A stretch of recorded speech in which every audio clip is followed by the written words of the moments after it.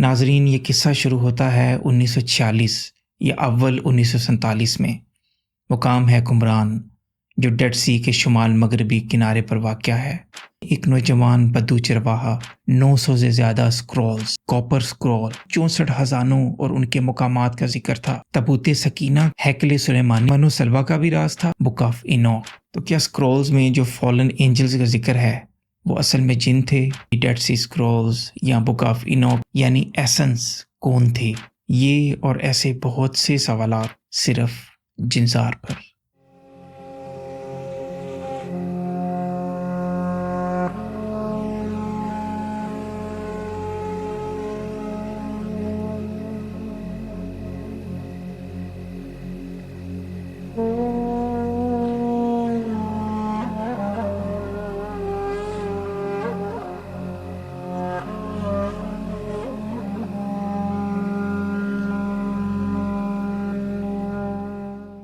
अस्सलाम वालेकुम, कैसे हैं आप सब?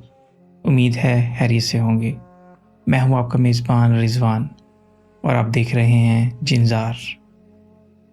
नाजरीन, आज हम जिंजार की इस पुरअसरार दुनिया में एक नए राज का दरवाज़ा खोलने जा रहे हैं, जहां से आप कदम रखेंगे उन राजों के आलम में जो सदियों से धूल में छुपे हुए थे। मुझे यकीन है कि आपने पहले भी डेड सी स्क्रॉल्स या बुक ऑफ इनोक के बारे में काफ़ी वीडियोस देखी होंगी, लेकिन जो इल्म, तफसील और रूहानी तहकीक इस सीरीज़ में आपको मिलेगी वो ना सिर्फ मुनफरिद होगी बल्कि दिल और अक्ल दोनों को झंझोड़ के रख देगी। मगर इस सफ़र का सबसे पहला असूल है कि हम जब भी किसी बात का जिक्र करेंगे तो वो सिर्फ़ और सिर्फ स्क्रॉल में लिखी बातों पर मुबनी होगा और हम हमेशा इसे कुरान करीम की रोशनी में जांच कर ही आगे बढ़ेंगे, क्योंकि कुरान ही अल फुरकान है, वो मीज़ान जो हक़ और बातिल में फ़र्क करता है। अगर कोई बात कुरान करीम की तालीमात से मुताबिकत रखती है हम उसे कबूल करते हैं, लेकिन अगर कोई बात कुरान करीम की तालीमात से मुतसादम हो तो हम जानते हैं कि वो या तहरीफ शुदा है या इंसानी गलतियों का नतीजा। नाज़रीन, इस्लाम में कुरान करीम सबसे पहला मरहला है, फिर अहादीस और उसके बाद ही किसी और किताब या सहीफ़े के मुताले की गुंजाइश है, ताकि हम गुमराही में न पड़ें। मिसाल के तौर पर फॉलन एंजल्स यानी गुमराह फरिश्तों का कॉन्सेप्ट इन स्क्रॉल्स में बहुत ज़्यादा है, लेकिन कुरान करीम में अल्लाह शान व तआला फरिश्तों को मासूम और बेइरादा बताते हैं। जैसे कि सूरह अल-कहफ की आयत 50 में अल्लाह शान व तआला फरमाते हैं, इब्लीस एक जिन था ना कि फरिश्ता। तो क्या स्क्रॉल्स में जो फॉलन एंजल्स का जिक्र है वो असल में जिन थे या वाकई में फरिश्ते थे, जैसे हारूत और मारूत, जिनको अल्लाह शान व तआला के हुक्म से इंसान की आजमाइश के लिए भेजा गया? या ये सिर्फ इंसानी तसव्वुरात थे जो वक़्त के साथ साथ मिथ बन गए? ये और ऐसे बहुत से सवालात इस सीरीज़ में डिटेल में एक्सप्लोर करेंगे, लेकिन हमेशा कुरान करीम को रोशनी बनाकर।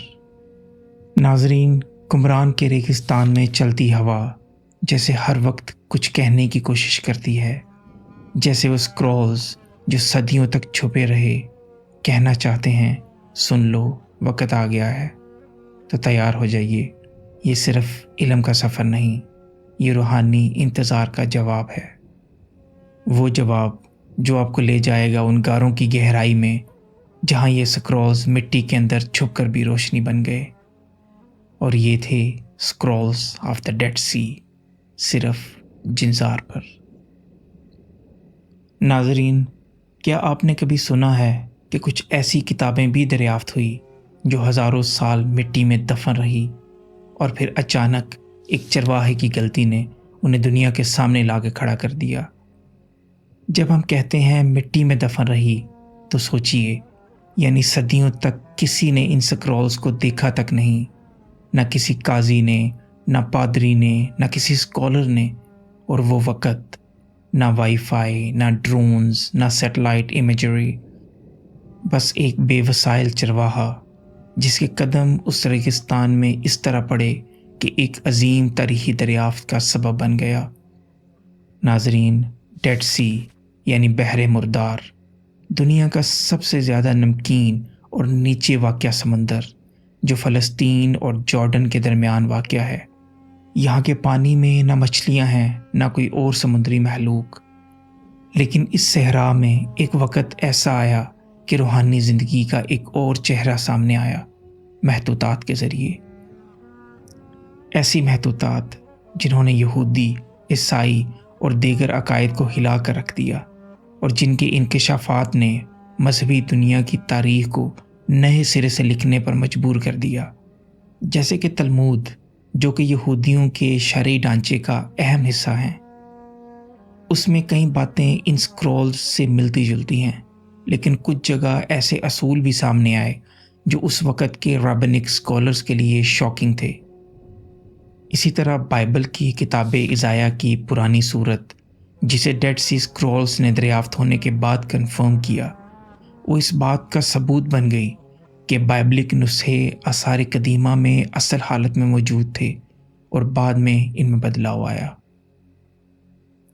ناظرین، یہ قصہ شروع ہوتا ہے 1946 یا اول 1947 میں۔ مقام ہے قمران، جو ڈیڈ سی کے شمال مغربی کنارے پر واقع ہے، موجودہ ویسٹ بینک کے علاقے میں۔ اس وقت کا قمران سورج کے طلسم سے بھرا ہوا، صحرا کی خاموشی میں صرف ہوا کا شور اور چاروں طرف ریت پتھر۔ ایسے میں ایک نوجوان بدو چرواہا جس کا نام تھا محمد الدیب اپنی بکریوں کے ساتھ ریگستان میں تھا۔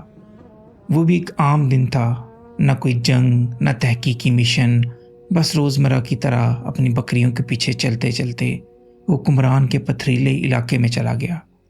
اس وقت قمران میں جدید سہولیات تو دور، انسانی قدم بھی مشکل سے پڑتے تھے۔ وہ جگہ آج بھی جہاں ڈیڈ سی کا پانی سب سے نیچے ہے، دنیا کے سمندروں میں سب سے زیادہ نمکین، اور جہاں ہوا بھی رک رک کر چلتی ہو۔ تھوڑی دیر بعد جب اس نے غور کیا تو اس کی ایک بکری کم تھی۔ وہ اس بکری کو ڈھونڈتا ڈھونڈتا ایک اونچی چٹان کے پاس پہنچ گیا، اور اس چٹان میں اسے ایک سوراخ نظر آیا، جیسے کسی غار کا دروازہ ہو۔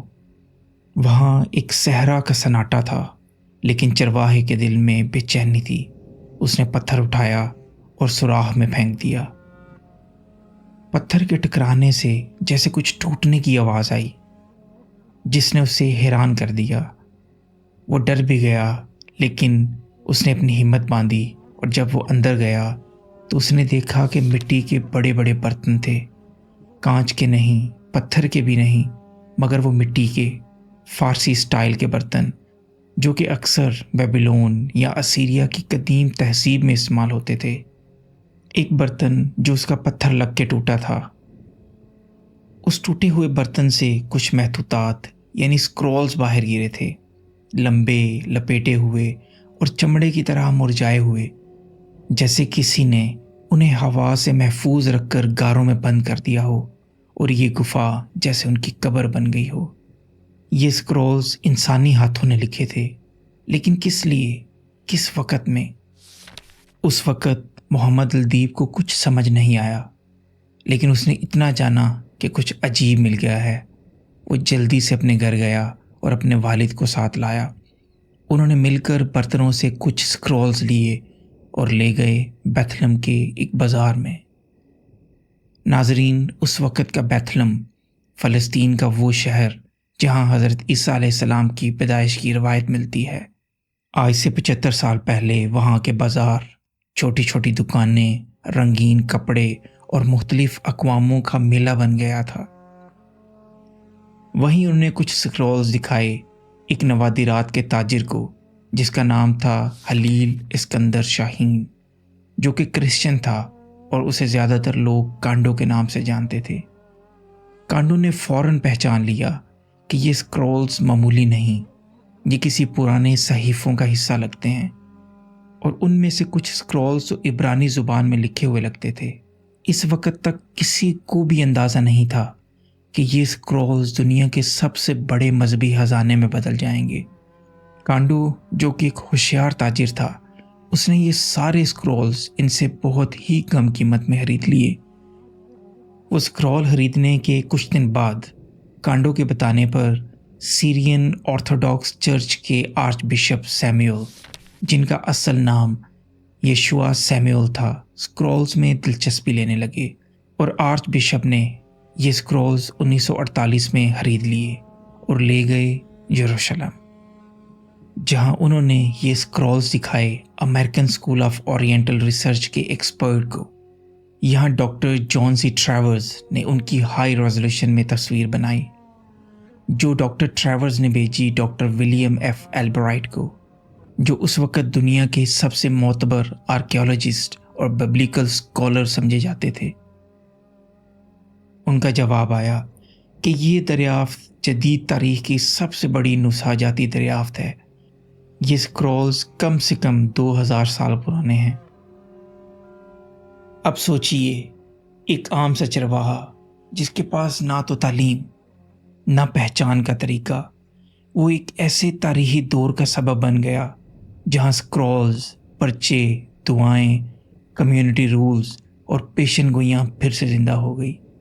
ये महतूतात जिन्होंने सेकंड टेम्पल जुडाइज़म के राज खोल दिए और जिन्होंने न्यू टेस्टिमेंट के ज़माने से पहले की इब्राहिमी सोच को सामने लाकर खड़ा कर दिया।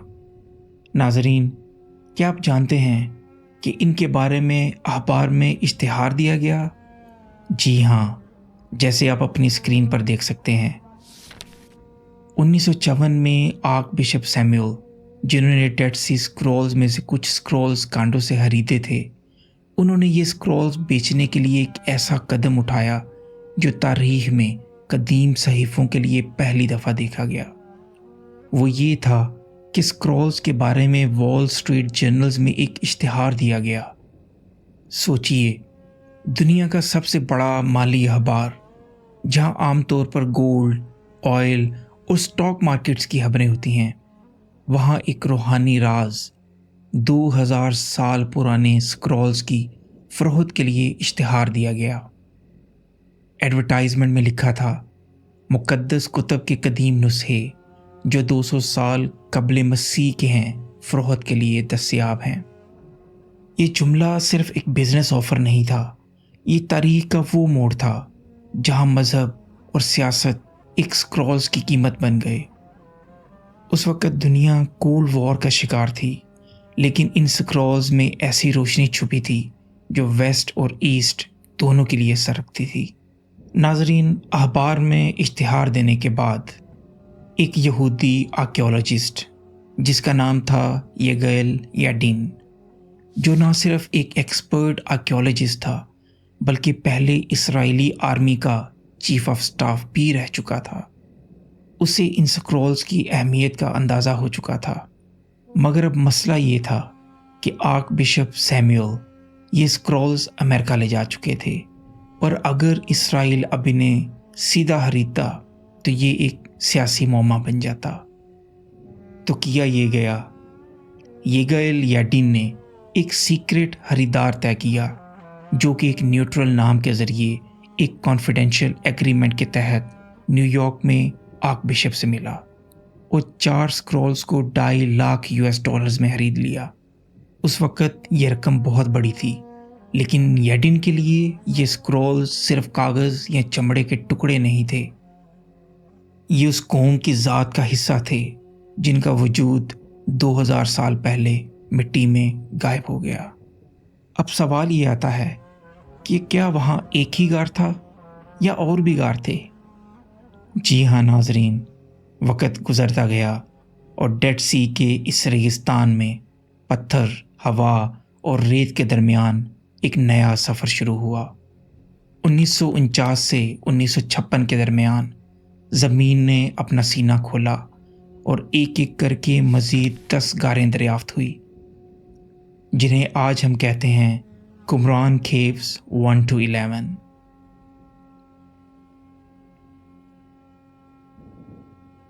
सोचिए, गुफाएं जहाँ इंसान सदियों में कभी नहीं गया, जहाँ अंधेरा इतना गहरा कि मशाल भी थक जाए, और फिर वहाँ से निकले 900 से ज़्यादा स्क्रॉल्स, 900 से ज़्यादा स्क्रॉल्स और 50,000 से ज़्यादा चमड़े के टुकड़े, जिनमें हर टुकड़ा ایک تاریخی سچائی کا پیغام تھا۔ ناظرین، اب ذکر کرتے ہیں کہ ان سکرولز میں کیا کیا تھا۔ سب سے پہلے تورات کے مکمل یہ جزوی نسخے جیسے عزائیہ، زبور، استثناء اور جینیسس۔ اس کے بعد فرقہ وارانہ قوانین جنہیں کہا جاتا ہے کمیونٹی رول۔ اس کے بعد آتی ہیں جنگ کی تیاری اور اپوکلپٹک نظریات جنہیں کہا جاتا ہے وار سکرول۔ اس کے بعد آتی ہیں شاعری اور دعاؤں کے مجموعے جنہیں کہا جاتا ہے تھینکس گیونگ ہمز۔ اس کے بعد آتی ہیں تفسیرات جنہیں کہا جاتا ہے پیشریمز۔ ان میں سے ایک بہت ہی منفرد کاپر سکرول جو تانبے کی شیٹ پہ لکھا گیا تھا۔ اس سیریز کی کس نمبر 4 میں انشاءاللہ ہم اس سکرولز کا تفصیل سے ذکر کریں گے کہ اس میں ان کن 64 خزانوں اور ان کے مقامات کا ذکر تھا۔ کیا اس میں تابوت سکینہ کا، ہیکل سلیمانی کا یا منو سلوہ کا بھی راز تھا؟ آپ جانیں گے کس نمبر 4 میں۔ اس کے بعد کچھ ایسے صحیفے بھی ملے جو آج کی بائبل کا حصہ نہیں، جیسے بک آف جوبلیس اور بک آف توبیت وغیرہ، اور ایک پراسرار ترین کتاب جس کا نام تھا بک آف اینوک۔ ناظرین، ان سکرولز میں کچھ ایسے پہلو بھی سامنے آئے جن سے نہ صرف یہودی بلکہ عیسائی عقائد بھی ہل کر رہ گئے۔ یہی وجہ تھی کہ کئی پریسٹ نے اس کو ممنوع قرار دے دیا۔ مثال کے طور پہ کچھ سکرولز میں مسیح کے آنے سے پہلے ایک ٹیچر آف رائچسنس کا ذکر ہے جو لوگوں کو ظلم کے زمانے میں روشنی دیتا ہے اور پھر گم جاتا ہے۔ یہ کانسیپٹ نیو ٹیسٹیمنٹ کے جان دا بیپٹسٹ کے حوالے سے ملتا جلتا ہے، لیکن یہاں فرق یہ ہے کہ ٹیچر آف رائچسنس کسی پیغمبر نہیں بلکہ ایک اسپرچول لیڈر کے طور پر سامنے آتا ہے۔ اسی لیے کچھ اسکالرز کے درمیان اس بات پہ انتہائی بحث ہوئی کہ کیا یہ سکرولز کرسچینٹی کے ارلی روٹس میں کچھ نیا اضافہ کرتے ہیں۔ آئیے اب جانتے ہیں کہ 1967 کے بعد کیا ہوا۔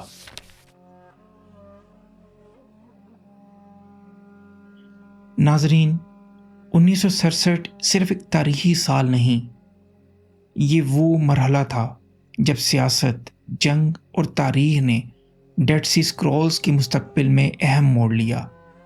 6 روزہ عرب اسرائیل جنگ جس نے دنیا کا نقشہ ہلا کر رکھ دیا۔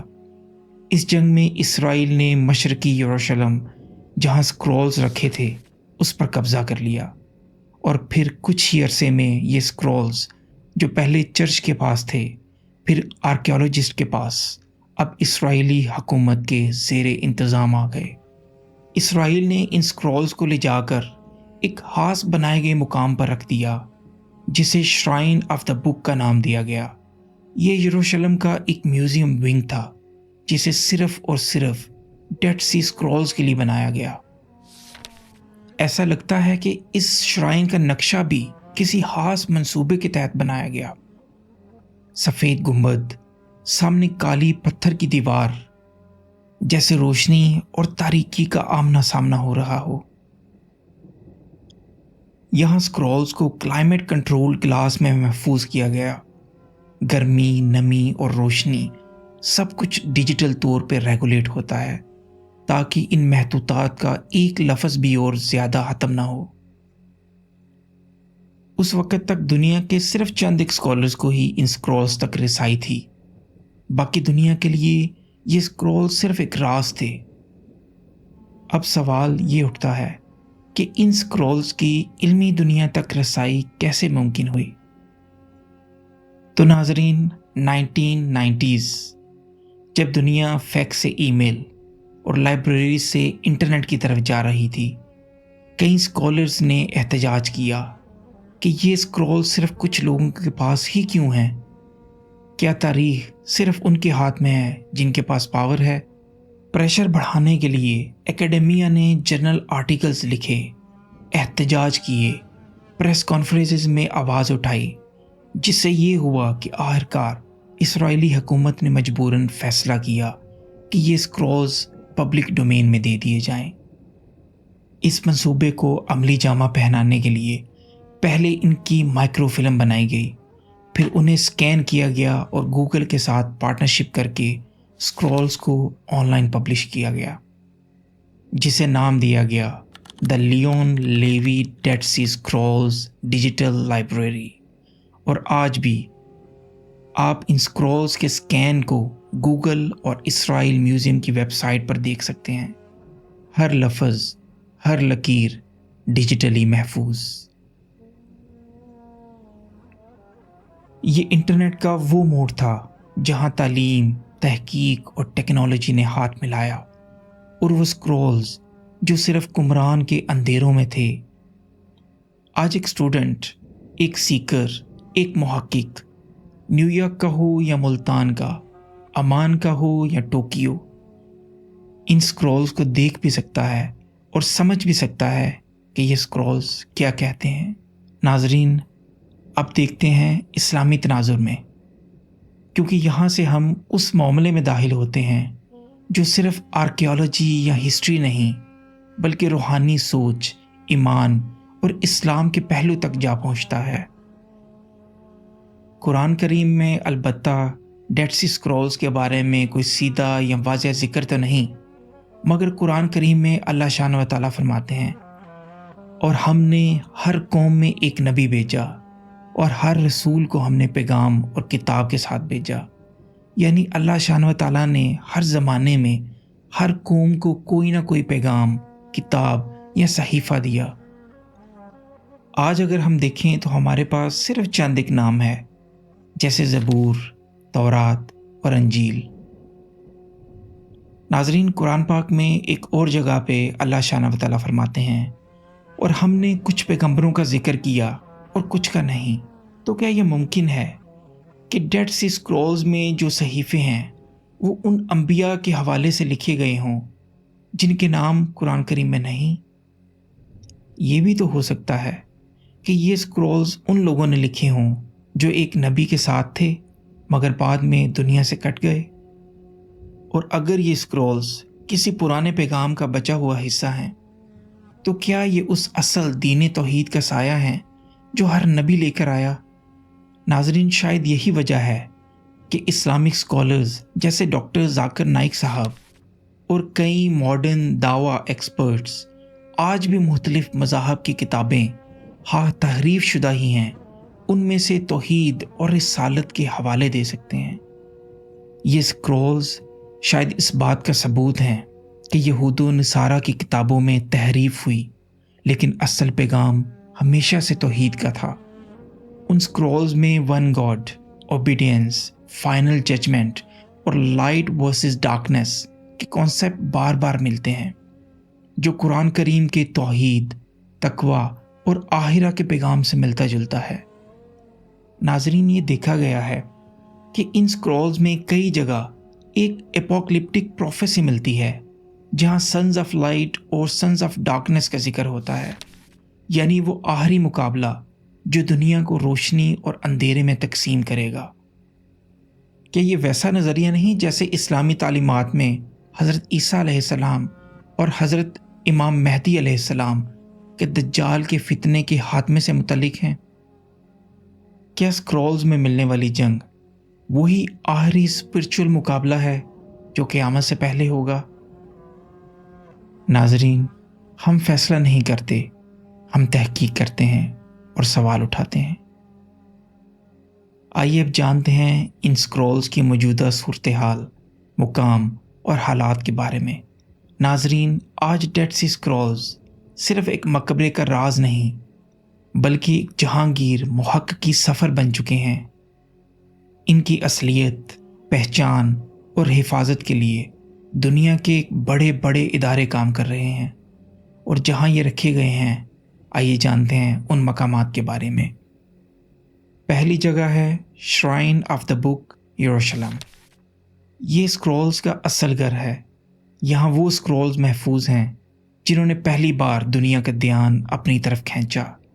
आज भी लोग इस मुकाम पर आते हैं जैसे किसी मकबरे की ज़ियारत करने आते हों, लेकिन यहाँ कब्र या पत्थर नहीं, स्क्रॉल्स हैं اور ہر کاغذ اور چمڑے کے ٹکڑے میں 2000 سال پرانی سانس بس رہی ہے۔ دوسرے نمبر پر آتا ہے جارڈن میوزیم عمان۔ جارڈن، جہاں یہ غار اصلی طور پہ موجود ہیں، جارڈن نے بھی اپنے حق میں کچھ سکرولز محفوظ رکھے۔ جارڈن کے آرکیولوجسٹ کا کہنا ہے کہ یہ سکرول صرف اسرائیل کے نہیں، یہ ان تمام لوگوں کا ورثہ ہیں جو اللہ کے پیغام پر یقین رکھتے ہیں۔ ناظرین، اس کے بعد کچھ سکرولز ییل یونیورسٹی، ڈوک اور ویٹیکن کی پرائیویٹ کلیکشنز میں بھی ہیں۔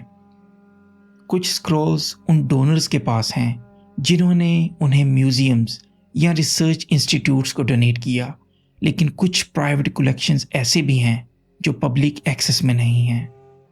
ان سکرولز کو کچھ لوگوں نے صرف ایکیڈیمک ٹرافی سمجھا، مگر وہ لوگ نہیں جانتے کہ ہر ٹکڑا ایک قوم کی نشاندہی ہے۔ ناظرین، کیا یہ سب صرف ایک اتفاق تھا یا کسی بڑے راز کا اشارہ؟ ایک چرواہا، ایک پتھر، ایک غار، اور پھر دنیا کا سب سے بڑا روحانی انکشاف۔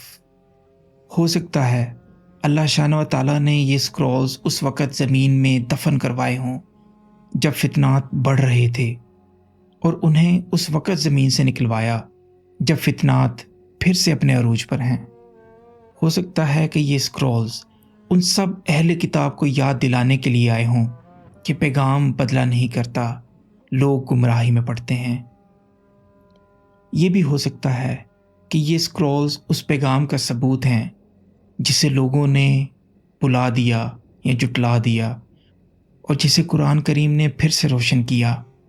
ناظرین، اب ایک اور اہم سوال آتا ہے کہ یہ سکرولز کس نے اور کب ان غاروں میں محفوظ کیے؟ جی ہاں، ڈیڈ سی سکرولز کی اگلی قسمیں ہم آپ کو لے جائیں گے ان لوگوں کے درمیان جنہوں نے یہ سکرولز محفوظ کیے، جو زندگی سے کٹ کر ریت، پتھر اور خاموشی میں چھپ گئے، جو لوگ صرف وقت کا انتظار کرتے رہے کہ کب ان کی باتوں کو کوئی پڑھے، کوئی سمجھے اور کوئی محسوس کرے۔ ڈیڈ سی سکرول کے ایپیسوڈ نمبر 2 میں ہم جانیں گے قمران کے راہب یعنی ایسنس کون تھے، ان کا روز کا نظام، ان کی تسبیح، ان کی جنگ اور وہ اندھیرا جس میں وہ روشنی ڈھونڈ رہے تھے۔ جانیں گے جنزار کے اگلے ایپیسوڈ میں۔ ناظرین، اگر آپ کو یہ ویڈیو پسند آئی تو لائک کریں، سبسکرائب کریں اور اس علم کو دوسروں تک شیئر کریں، کیونکہ جنزار صرف ایک چینل نہیں بلکہ ایک وقت کا سفر ہے جو آپ کو ان رازوں تک لے جائے گا جہاں ہوا بھی رک رک کر چلتی ہے۔ تب تک کے لیے اللہ حافظ۔ جنزار کی روحانی دنیا میں انشاءاللہ پھر ملاقات ہوگی۔